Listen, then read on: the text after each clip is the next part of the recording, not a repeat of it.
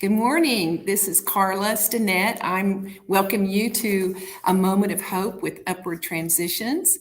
I'd like to say thank you to all who donated to our American Tourist event. We look forward to getting with you again in the future as we had a great success meeting in person. And we just wanted to say thank you for being a sponsor of our American Tourist event that happened on Friday, May 6th at the Farmers Public Market. We had a great time. We had a special guest, an honoree that night, Wade Brawley. He was the one that we honored with presenting the Inspiring Hope Award at the event before our 225 people guests that were there that night. And we just enjoyed seeing Wade and his friends and guests that were at his table, and just wanted to tell him thank you again for all that he does for our community. And he has been served on the advisory board at Upward Transitions for several years, and he does other things in the community with other nonprofits as well. And we just want to say thank you for everything that he does. We also wanted to say thank you for our donors and guests who are vital to us fulfilling our mission in our community to prevent generational poverty. Now, what exactly does that mean? What does generational poverty mean? It is part of our mission statement, and a lot of times there are those that may not understand that it is a cycle. It's a cycle that repeats itself. And research has even revealed that children who end up traumatized by becoming homeless in their family sometime in their life, they do grow up to be adults who are unstable and are more susceptible to homelessness if they don't have help. And so that is one of the things that Upward Transitions tries to do with serving our community through our community outreach program, is interrupting that cycle of poverty.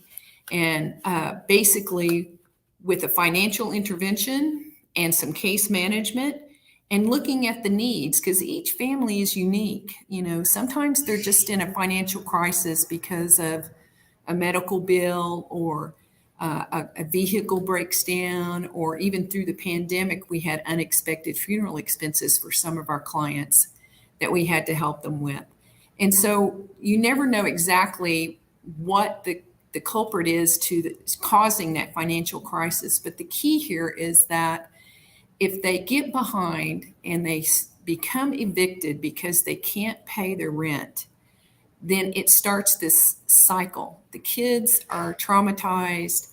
They don't do well at school. We already, struggle with having a good percentage of graduation rates here in Oklahoma County. So we really have worked hard to try to keep our children in our community in a position where they can be sheltered, clothed, and fed. Because many, once they become homeless and they're on the streets or living in shelters or from couch to couch, they're not getting food. A lot of times their clothes aren't getting laundered. And oftentimes they miss so much school that learning is really inhibited by that. So there are many things that can interrupt a child's life and contribute to this problem with homelessness. And then they also find that the rate of substance abuse goes up higher for these children who are traumatized through families that are evicted. So we are excited that we can be a part of the solution. And it's not just us. We know that collaboration is key to fulfilling our mission. And so we don't do it alone. We collaborate with other nonprofit agencies. We are a United Way community partner, and we have partner agencies that we work closely with as well. And we do this to be able to provide wraparound services to these clients. There are layers and layers of contributing factors to homelessness and people becoming evicted. And in doing so, they're going to have a myriad of needs that need to be met. So we know that we can't, as an agency, meet all their needs, but we look at that first barrier, those who are already homeless. One of the main barriers is that 70% of the homeless population do not have identification documents. And if they don't have identification documents, they cannot get housing, they can't get a job, they can't get medical care or any of the other social services that might help them get back on a road of restoration so that they can be contributing citizens back to our community once again.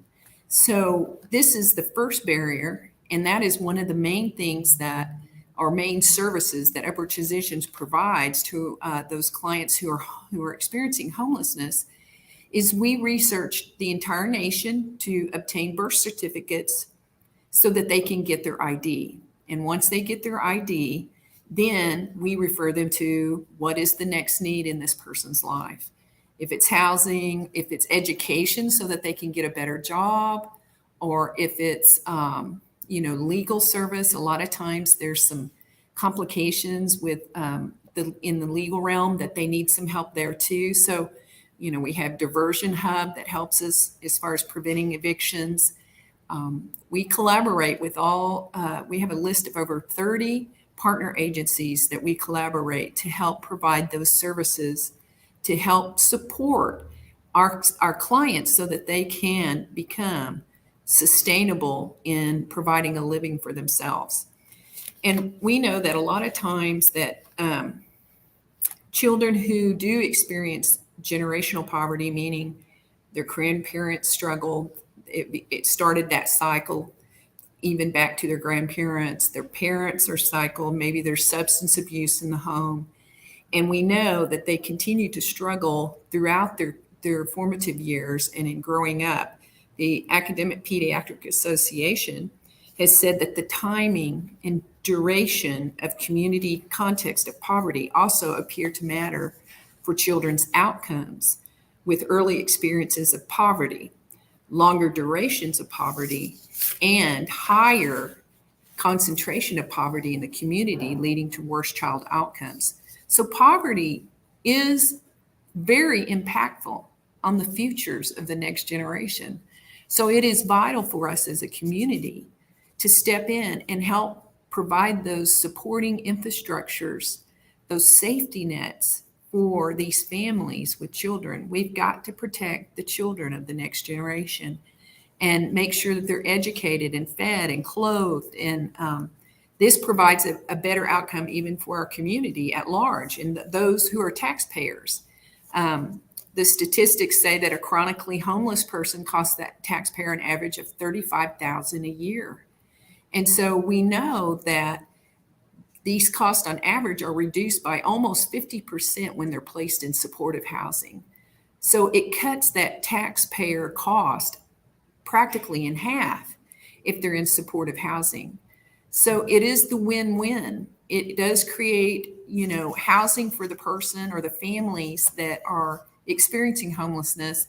It saves the community, the taxpayers, money, and it is the win-win for everyone involved. It's not just you're giving a handout, you're giving a hand up, and you're also benefiting the community at large when you do that. The National Alliance to End Homelessness, in their 2017 study, said that those who receive assistance were 88% less likely to become homeless after 3 months and 76% less likely to become homeless after 6 months. I know that within our own research, our own client base, we know that after surveying, 85% of the clients that we assist are still in their homes a year later. We do check back with them to see how they're doing.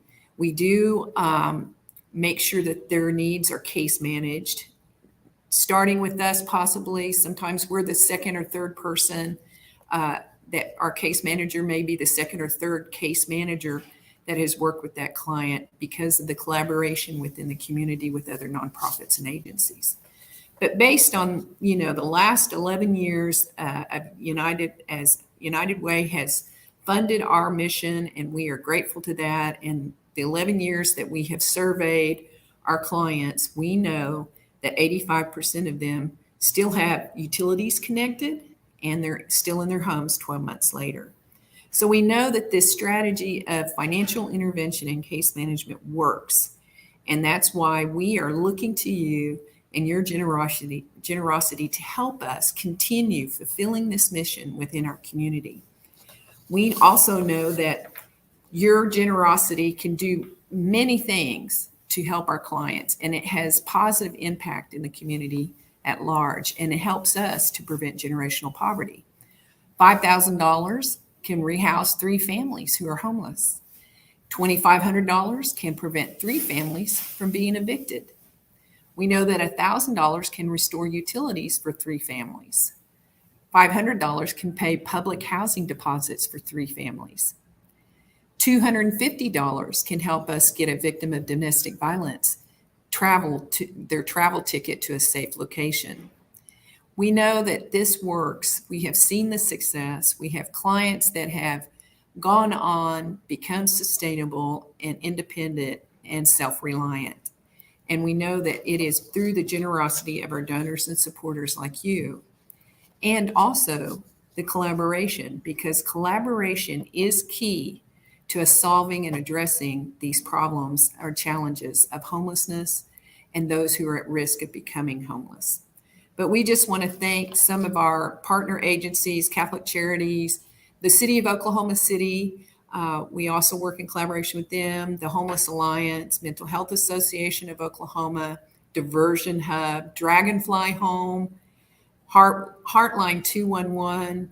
We know that we get a lot of referrals from 211, Oklahoma Housing Authority, the OKC Day Shelter, and the OKC Compassion, North Care Community Mental Health, Neighborhood Services Organization, the Jesus House, Oklahoma Hope Community Mental Health. There's just so many who have been integral parts of helping us fulfill our mission as we collaborate together. Just want to also remind you that the mayor's 2019 task force on homelessness began developing an infrastructure to address homelessness here in our community. And we encourage you to visit the okc.gov if you want to read on that task force project. But we just invite you to visit our website, upwardtransitions.org, to learn more about our mission, our services, and the work that we are doing in Central Oklahoma to prevent and reduce homelessness in our community. We look to you as being a part and joining us in solving these issues that we have in our community with those who are experiencing homelessness and those who are at the risk of becoming homeless. We thank you again for all of you who, your generosity, your kindness, and helping others in your community helps everyone. So we thank you again. We look forward to seeing you next week. And bye-bye. We'll say good night, good afternoon for now. Thank you. Bye-bye.